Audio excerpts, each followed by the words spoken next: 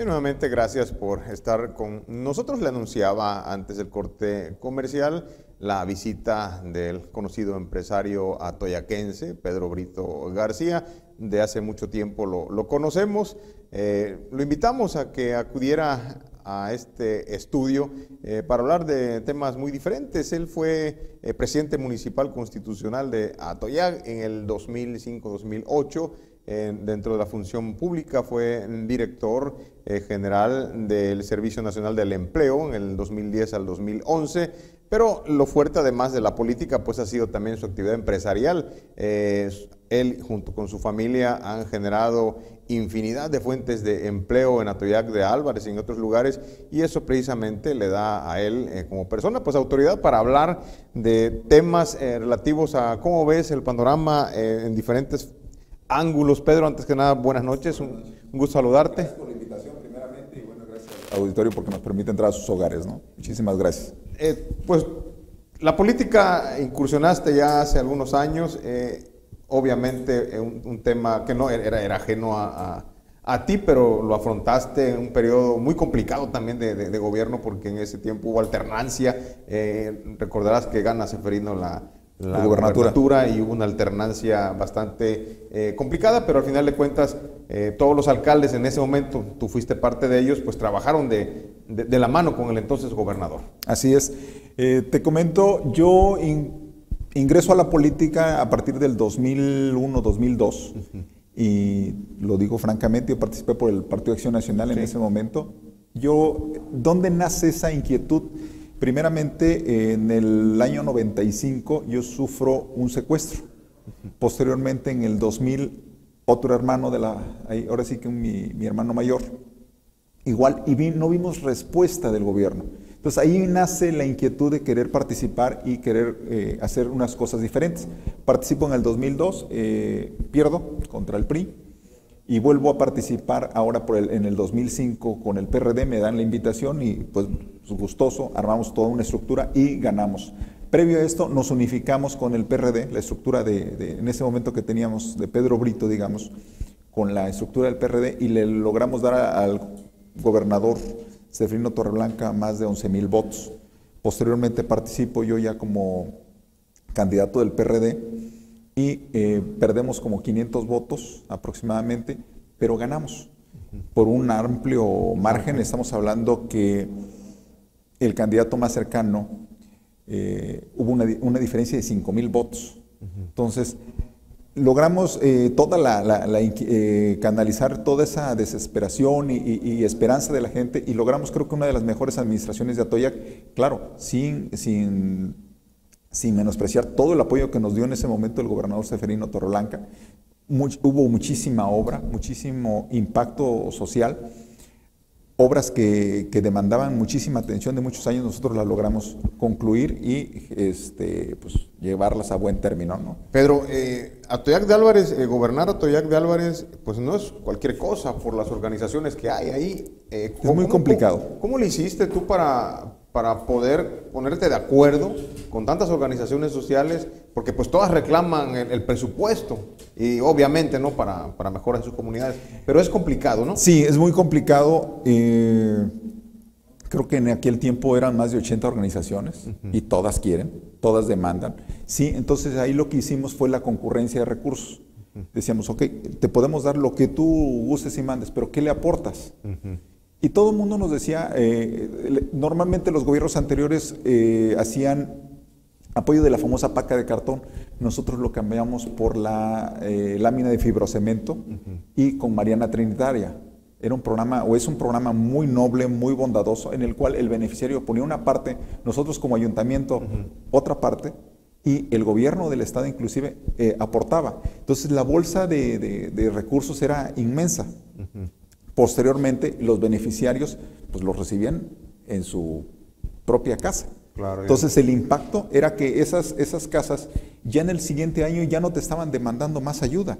Ya los ibas dejando satisfechos y podías atender a un gran número de personas que lo hicimos durante 3 años. ¿Cómo ves en este momento, a esa distancia, a este tiempo, la política? Porque estamos en un proceso electoral pero las condiciones son totalmente diferentes, ¿no? Por el tema de la pandemia, por la cuestión económica, pero de alguna u otra manera pues tiene que haber ahí respuesta, ¿no? Por supuesto. Sí, en el caso del gobierno federal, yo veo que está haciendo un trabajo titánico. Hay muchísimos programas. Hay uno que me impresiona de lo que el recurso que dispersa, que es el de Sembrando Vida.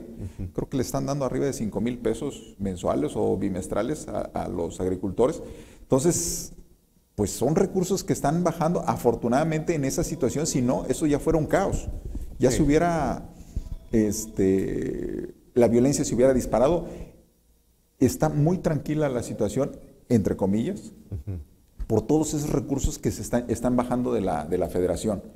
Falta definitivamente que el gobierno del estado se hubiera involucrado un poquito más y hubiera continuado con esa escuela que en lo personal nos dejó el contador Ceferino, de la concurrencia de recursos, hacer esa famosa mezcla de recursos para poder hacer una bolsa mucho más impresionante, ¿no? ¿Consideras tú que en este momento estos recursos que tú mencionas que están fluyendo a través del gobierno federal, pues también se debe de transparentar, ¿no? Obviamente. Sí, indiscutiblemente. Manejo de recursos económicos, sobre todo el orden federal, pues en teoría debe ser más fiscalizado, ¿no? Es fiscalizado. Hoy, y lo estamos viendo en los medios de comunicación, en las redes sociales, en las famosas benditas redes sociales, pues las denuncias están a la orden del día en ese sentido de si alguien hace mal uso de los recursos, porque son impuestos al final del día que hacemos todos. Claro. Me atrevo a decir que yo soy aparte de contribuyente, soy un captador de impuestos. A través de de las empresas que más capta impuestos es la gasolina. Sí. ¿Sí? Y nosotros, pues en automático reportamos al SAT. Y esos recursos nos los están regresando vía proyectos, vía programas, vía pues hospitales, escuelas y un sinfín de situaciones que nos apoyan, ¿no? Precisamente, perdón, es un tema complicado esta cuestión de la gasolina, ¿no? Porque al inicio bajó, el precio volvió de nueva cuenta, pero de alguna otra manera genera mucho empleo, ¿no? También sí, nosotros como grupo, que somos 4 estaciones, bueno, y otros negocios que tenemos periféricos, tenemos una plantilla laboral de 150 colaboradores y al día de hoy estamos arriba de 220, si no mal recuerdo, porque estamos construyendo otro proyecto. Sí, tenemos otros proyectos ahí en stand-by, pero estamos generando 200 empleos en Atoyac, lo cual nos pone en un nivel de contribución y de luchadores sociales, porque ahora sí que eso para mí es un verdadero luchador social, aquel que genera empleo, que genera la riqueza y que son 200 familias que el día de hoy tienen un sueldo seguro. ¿Cómo te la estás viendo tú, Pedro, precisamente por esta situación? Porque hay muchas familias que también perdieron sus empleos y me imagino que en tu caso, pues tienes que aguantar, ¿no? Para que estas familias lo sigan manteniendo. Sí, en nuestro caso no hubo despidos, al contrario, nada más nos pusimos, cuando tenemos personas mayores, los retiramos con su sueldo. ¿Sí? Hubo algún caso que llevan 8 meses o 6 meses de pandemia, ellos están en sus casas, claro, reciben, y te lo digo muy claro, la mitad del sueldo, porque no están colaborando con la empresa. Al final es una forma de ayudar, ¿no? Sí, puede ser injusto si tú quieres, pero nos obligaron originalmente, lo obligatorio era un mes, pagarle el sueldo completo. El sueldo completo lo pagamos durante ese mes, pero posteriormente vimos que era mucho riesgo para las personas mayores y los mantuvimos en su casa y se les sigue pagando la mitad del sueldo. Sí, tengo un sistema ahí, todos nuestros colaboradores tienen un sueldo, algunos mínimo, otros los obligamos a que de su sueldo tienen que ahorrar. Una vez que ellos me demuestran como trabajadores que tienen 6 meses trabajando y ahorrando, nosotros les damos un extra, un incentivo por ese ahorro. Tengo colaboradores que tienen ahorros anuales por 24,000 pesos. ¿Sí? Ellos se ponen la cuota pero lo único que es obligatorio es ahorrar para que ellos puedan tener derecho a un extra después de 6 meses. Cuando no tenemos el hábito del ahorro, ¿no? El ahorro. Normalmente el mexicano primero paga y después ahorra. El resultado es que no funciona así. Debe ser al revés. Primero debes de poner en tu primera lista de deseos, es el ahorro y no nada más de deseos, de hacerlo. Así es. Sí, ¿por qué? Porque hay algo que nos manejamos ahí con la filosofía dentro de la empresa, le decimos qué va a pasar el día que llegue tu Guillermo de 70 años a tocarte la puerta y que te diga que quiere ayuda?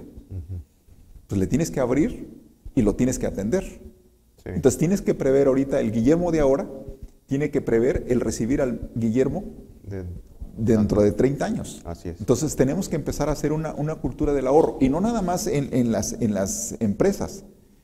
Yo lo llevé a la práctica en el ayuntamiento. Tan es así que nosotros dábamos en el aguinaldo, en agosto, la parte proporcional de aguinaldo. ¿Por qué en agosto? Porque es cuando normalmente, salvo este año que es totalmente atípico, es cuando tienen el mayor número de gastos de útiles y uniformes escolares. Entonces les dábamos la parte proporcional. Y los sueldos estaban a más tardar un día o 2 días posteriores al día de la quincena. ¿Por qué? Porque sobre todo la del 28 nos retrasábamos. La del 14, porque hay desfases de los famosos pagos, ¿no? Pero al final de cuentas son prácticas que aprendimos a lo largo de la administración pública, y muchas de ellas que eran de administración privada, las llevamos a la práctica. Tenés así que nosotros fuimos el único ayuntamiento a nivel estado que no endeudamos el ayuntamiento para compra de material del área de policía, de seguridad pública. Las unidades las compramos de contado, a diferencia de muchísimos ayuntamientos que solicitaron crédito o se abocaron a un programa que... ¿No dejaste deuda? No, en ese sentido no. Fuimos muy responsables en ese sentido. ¿Y cómo ves ahorita, Pedro, la cuestión política, el panorama electoral, desde la posición en la que estás ahorita?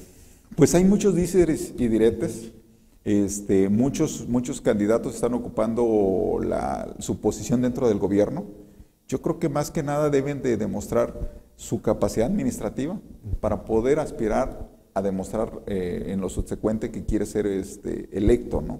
En lo personal, pues ahí están mis números, ahí están mis resultados, y pues más adelante... Para que tenga autoridad, ¿no? Para sí, hablar y para que puedas juzgar, ¿no? O puedas señalar que están haciendo mal las cosas. Para Atoyac, ¿cómo lo ves? Muy complicado. Es un ayuntamiento que está muy endeudado, y no es de la administración actual. Se ha venido año con año, o administración con administración, se ha venido haciendo una bola de nieve muy grande en cuestión de deudas. ¿Por qué ha sido por una mala administración?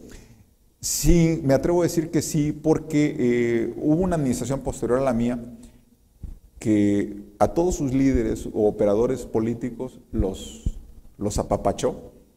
Y posteriormente, faltando 3, 4 meses para terminar la administración, los corrió. Todo eso se tradujo en demandas laborales.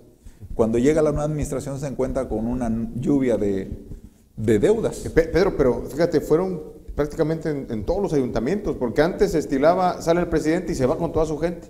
Sí. Y después de ello, hasta ese momento, pues ahora todo el mundo demanda, ¿no? Y se generó toda esta situación de los laudos laborales, que es lo que está ahorcando a los ayuntamientos. Los tiene hincados, y muchos inclusive ya pues embargados. Afortunadamente los recursos federales pues están llegando directamente de la federación, si no hasta esos recursos ya estuvieran acotados, ¿no? ¿Y sus pretensiones personales, sus aspiraciones, las hay, Pedro? Sí, yo digo como todos, ¿no? Todos tenemos la inquietud, es cuestión de esperar los tiempos. He tenido algunas invitaciones de partidos políticos a participar. Sí hay la intención, sí hay la inquietud. Quiero y considero que tengo la disponibilidad y toda la buena intención de servir a mi región.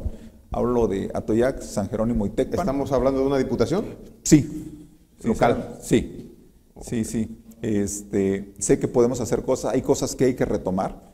Lo comentábamos ahorita atrás de cámaras, lo de un proyecto que se hizo con el licenciado Elfego, que era un proyecto que nos los invitó el contador Seferino en aquel tiempo, que era lo de residuos sólidos, en el cual participaron los 3 municipios, Atoyac, San Jerónimo y Tecpan, para hacer una recicladora. Me comentas que sí, la echaron a andar, posteriormente quedó ahí. Desmantelada. Entonces yo creo que esas son cosas que debemos de retomar, la verdad de las cosas, porque al final de cuentas toda la gente está tirando sus residuos al río, al arroyo, a los terrenos, y eso a la larga va a parar al mar y nos está costando, o nos va a costar, a nuestras futuras generaciones, Ok. un daño muy grave. Bien, pues vamos a estar al pendiente, Pedro, de cómo va caminando tu aspiración, si es por uno o tal partido político. Una pregunta antes ¿las coaliciones son sanas, son naturales? Sí, Cuando pero bueno, hay de uniones a uniones, o sea, Sí, hay sí. algunas que se me hacen muy raras, sí, se rumora que hay un partido tricolor con otro que siempre fueron antagónicos, hoy hay un romance ahí, bueno, pues es válido, pero se me hace muy raro. Entonces, no me gustaría entrar mucho en esos detalles. En esos detalles, pero sí se me hacen raras, ¿no? Igual que yo voy a ser el candidato de ese grupo, imagínate ahora qué voy a decir, ¿no? Se me hacen muy raros, pero en su momento a mí me tocó ser prácticamente director de una coalición y lo hicimos muy bien. Sí, hubo sus quejas como todos, pero hubo buenos resultados. Perfecto, pues sí. Muchas gracias, Pedro, por tu Gracias. visita. Un último detalle. Sí, yo invito a los amigos de Tecpan que tengan amistades en otro lado, a que inviertan en nuestra región. Te lo comentaba tras bambalinas, nosotros lo que hacemos es gestionar ante iniciativa privada, empresas, atraerlas a nuestra región, a Toyac en este caso traemos un avance en cuanto al cine, en cuanto a una empresa de luminarias, ¿sí? La intención es que hay amigos de Tecpan también, que tienen amistades en otros estados y que es gente importante, empezarlos a invitar a que vengan a invertir a nuestra región, si no nos vamos a seguir empobreciendo. Te lo comentaba como el caso de una empresa que se dedica a refrescos y demás, que usa el color amarillo y rojo. Para mí, ese dinero que nosotros compramos ahí, y no digo que no lo hagan, sí, cómprale, pero el problema de ese tipo de empresas es que el dinero sale de nuestra región y nos vamos empobreciendo. Entonces, si queremos competir, es consumir lo local. Yo invito a los amigos de Tecpan que consuman local. Perfecto. Okay. Gracias. Gracias a ti, Pedro, por tu visita. Bien, ahí están las opiniones de Pedro Brito García, desde lo empresarial a lo político, en una aspiración que no soltó mucha prenda, pero pues ahí está. Vamos a dar seguimiento más adelante a las intenciones, a sus aspiraciones más posteriores.